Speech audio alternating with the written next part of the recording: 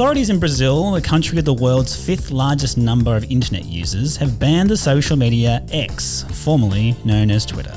The ban has come into effect over the weekend. It followed a long-running battle between Elon Musk and the Brazilian Supreme Court Justice Alexandre de Moraes, who previously ordered the social media platform to block far-right users and those who spread mis- and disinformation. And the intervention has triggered debate about the role of social media in facilitating, protecting, maintaining and allowing free speech and open political discourse in active democracies. So James, a couple of thoughts on, do we see a role for social media, X, Twitter and others in our political discourses? And do you think that we might see more of these actions in the future? Well, I absolutely support Brazil's decision here. Like, I'm so sick of social media giants or even big corporations, big companies thinking that they're just above the law or that they don't have some ethical responsibility, despite the fact that they operate in these countries. They benefit from operating these countries. They benefit from all the work that governments do, all the work that the people in those countries do. That's their customer base.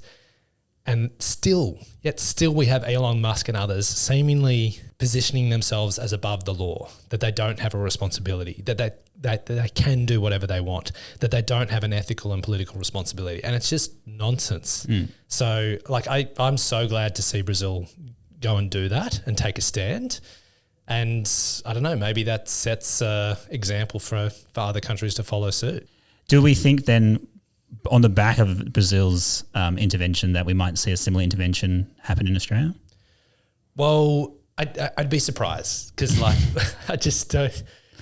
Does Australia like really make big decisions like that very often? Like, we're such a, I would say, typically timid government and a timid approach to government. We're rarely the country that makes the first step in like quite a proactive approach to governing. And so I'd be surprised if they went that far, but I think we should continue this debate in Australia. I think there is a role for social media companies to play in Australia to help curb this spread of misinformation, particularly in political campaigns. And that goes both ways. Like, we're not just talking about trying to silence the far right here. I think there are issues with how misinformation spreads on the left side as well.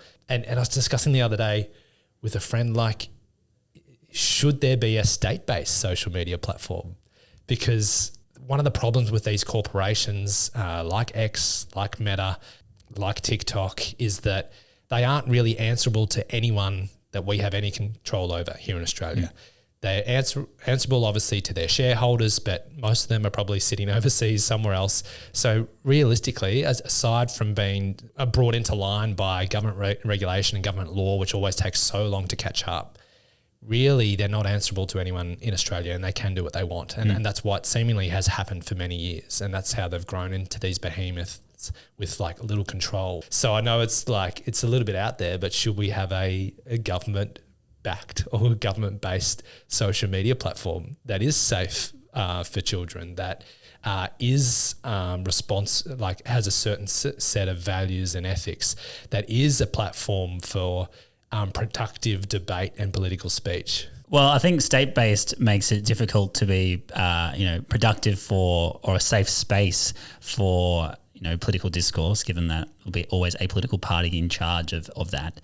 But I think the scare factor that often happens, and we saw this with Facebook's kind of fights with Australian media companies saying, if you make us pay for your news, we're not going to fund you. The same thing's happened here. So Brazil's turned it off overnight, and they've just transferred to other platforms that are willing to work within the limits that the government has given them. And so I think use platforms that have transferred, like they've gone to other platforms. They've gone to other platforms. I've just gone back to using their own websites, and I think the thing that a lot of media entities have been sold is that you need X, you need Instagram, you need Meta, you need Facebook to amplify your reach. But we know from basic SEOs, like getting people to your platform is more important than anything else, because you're not beholden to the channels of other entities.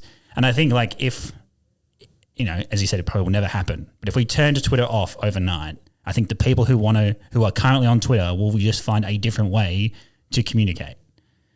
Yeah, but that's such I mean, that's a bold move because that's such a big consumer base though. Like people flock to these social media platforms and they're unrivaled. Like, and I worry, like, let's say you kept Twitter on, or you kept like social media giants in Australia kept going at the same rate that they're currently going at, and they grow every year on year, most of them, and some of them at like incredible rates.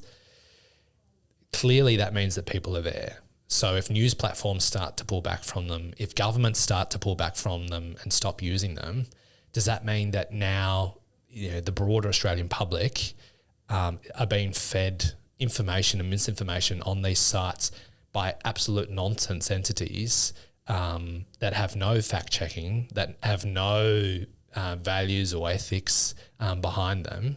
So like I worry about news platforms leaving social media platforms. I worry about government entities leaving social media platforms, because doesn't that mean that the information will just get, and the misinformation will just get worse and worse? Absolutely. And that is the biggest challenge, I think, is your choice is in between, do we participate in this and have to deal with, you know, mitigating the disasters that occur around us, or do we withdraw from it completely and just hope that people find our message somewhere else? And it's a big hope. It's a big hope. Risk. Yeah, we know how hard it is to build websites. We know how hard it is to build traffic. To say that, you'll find our information elsewhere is fairly farcical if these entities are still allowed to operate at the scale that they currently are. So I suppose, like, my question to you then is, can these spaces be altered for more productive discourse? Like, is Twitter, because part of me is also like, we've accepted, you know, Twitter became successful because of its mechanics, became successful partly because it's marketing and people just liked using it, and now it's become this kind of like self-perpetuating beast a little bit. The same with Instagram, the same with Facebook. But it was never designed to be mass media. It was never designed to be a forum for in-depth discussion. It initially was only 140 characters. Like, there's not much, you know, nuanced political discussion I can have with you in 140 characters. We spent most of that in my first sentence.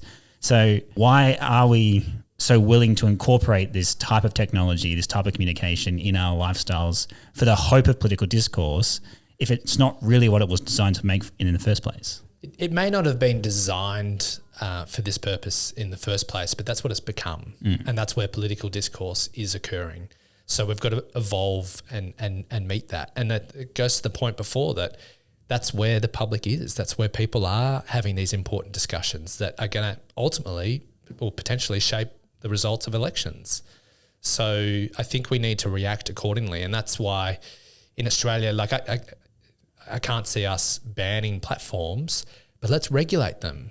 You know, I'm certain that there are, if we put our brains towards it, there would be ways to help these platforms evolve, help these platforms restrict the spread of misinformation, and there will be ways to generate more productive, safe political discussion and discourse, which should occur. That's such an important part of democracies, particularly here in Australia.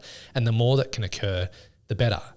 So like the fact that these technology platforms have grown so quickly is a result of really clever engineering in the way that they've built their platforms, really clever algorithms, stuff that unfortunately it makes it quite addictive and gets people on there, and it encourages people to continually post more and more content every day and people to engage with it. So the intelligence is there.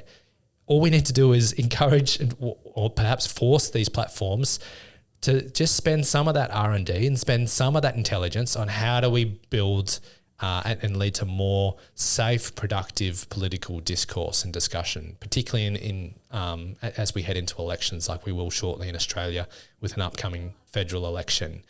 And if we have to do that via regulation and forcing the companies to do it, then so be it. What level of responsibility should be put on the platform versus the user? Like, is it unfair to expect a platform to do the thinking of its participants? Like, should we expect more of ourselves as users to be like, I should check that.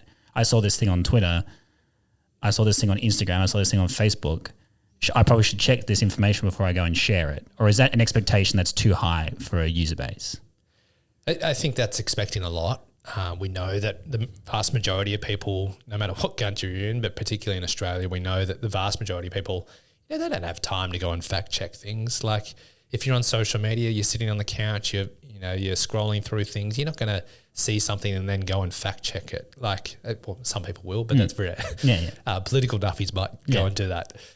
You might go and do that, Gordo. Most people do not. We're being unrealistic if we're expecting people to change their behaviour. I think there is therefore a role on the platforms, the companies, to help encourage people to do it, to help educate, to help make that easier. And what do you think about Twitter and a few other platforms now having some of those disclaimers where they say, I can't remember the exact wording, but it's like some viewers or some users have said that this is misleading. Like that little qualifier, that little disclaimer that comes under some the spread of some misinformation.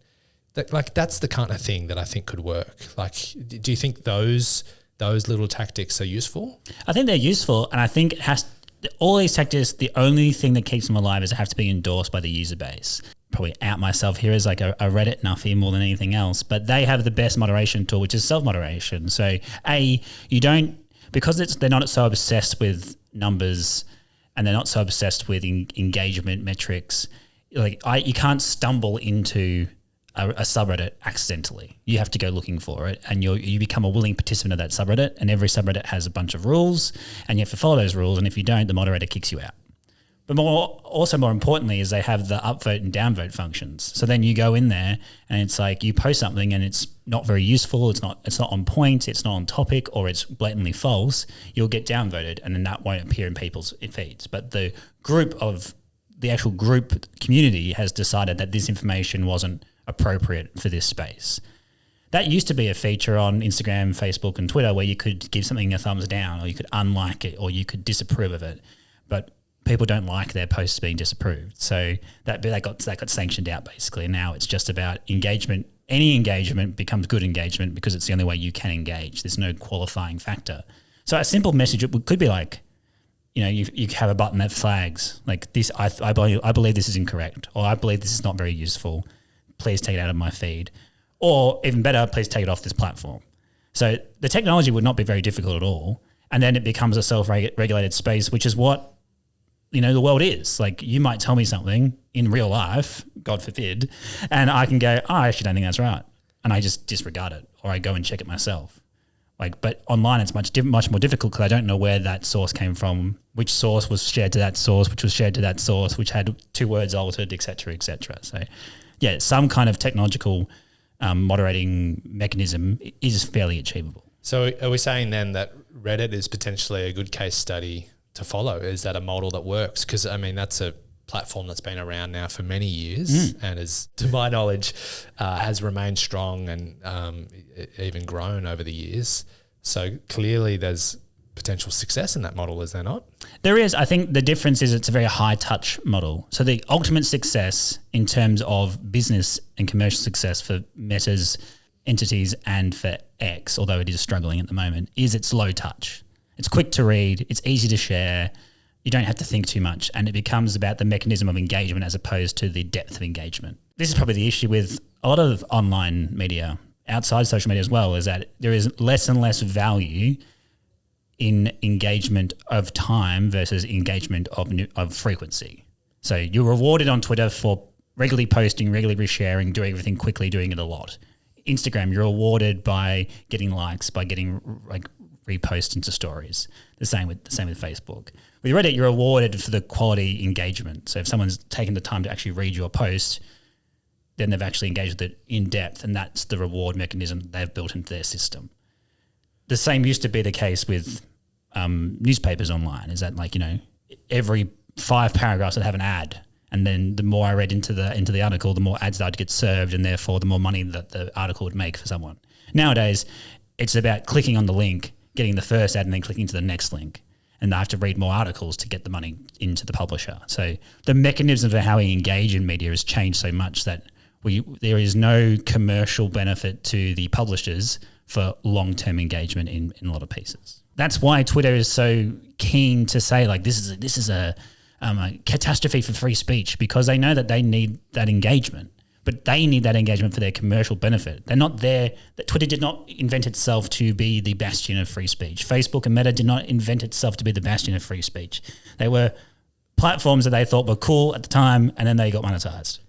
And we know that this low information model that has grown out of this is then bad for politics because it means that we've now got politicians, and you see this more so in the US than in Australia, but you see elements of it in Australia where they now just go with those like one-liners, very little amount of detail or limited amount of detail to their policies. It's just like, let's go with one-liners that resonate with the general public, that can be shared over and over again, that can be played in a short grab over and over again on TikTok or Instagram, whatever it might be. And that is bad ultimately for a political society. Because we are no longer having in-depth debates about the details that should go into policies. And we're now just getting into sort of, popularity competitions, like who can come up with the best one-line zinger that resonates with the general public. That's not good policy at all.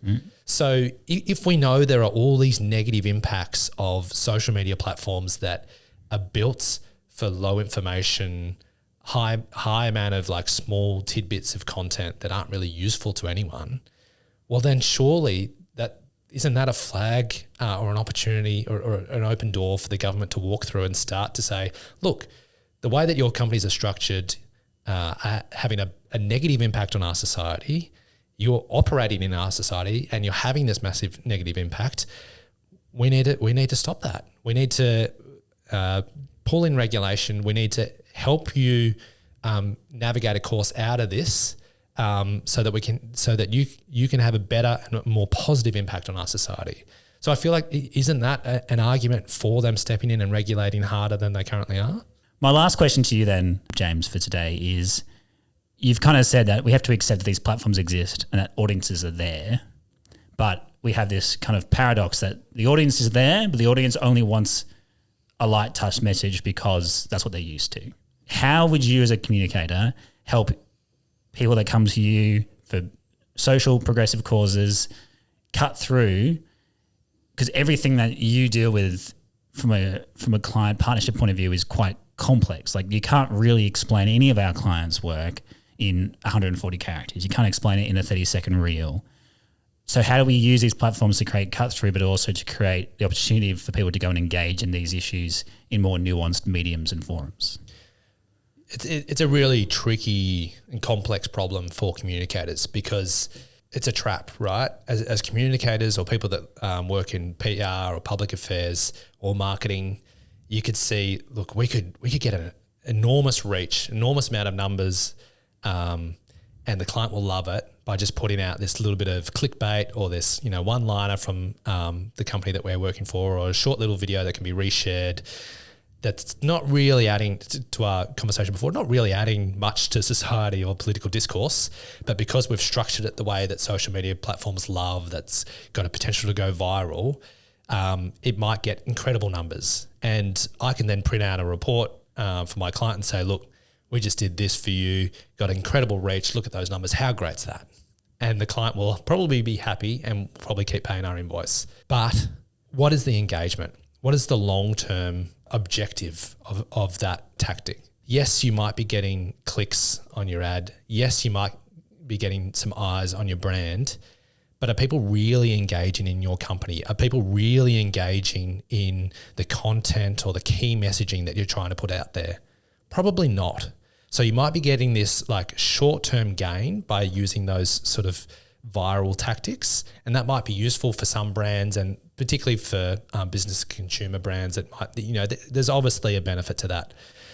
But for a lot of the organisations that we work with that are trying to influence, critical discussions about policy affecting society, that's probably not that useful to you. And it's short-term gain, but it's long-term pain. And instead, I'd be arguing that those businesses should be ignoring that little immediate sweet treat and be going for the tactics that are harder and take a lot more time, but the tactics that influence broader, longer, more engaged conversations with your the stakeholders that you're trying to influence, or customers, or government representatives. And that's where you move down to things that I think are probably more useful for society, like, debates, town hall debates, like webinars where you're exploring topics in more detail, like in-person events, like bringing people together to have robust discussions about the issues that are important to your organisation, like long-form content and building. At the moment, it's difficult, as we've discussed, difficult to have long-form content published through social media because it's just not how those models are built in most of the platforms. But if you can build that following yourself through your own channels, through your own EDM, through your own news and resources section on your website, through your own podcasts, that's where you can have that engaged, informed debate. It takes a lot more time and a lot more effort and more resource, but ultimately it might deliver stronger results, more aligned to your objectives in the long term. All the craziest things I've seen on the internet. Should we change the name to anti-social media? Oh, that's quite enough internet for me. Oh, that's quite enough internet for me.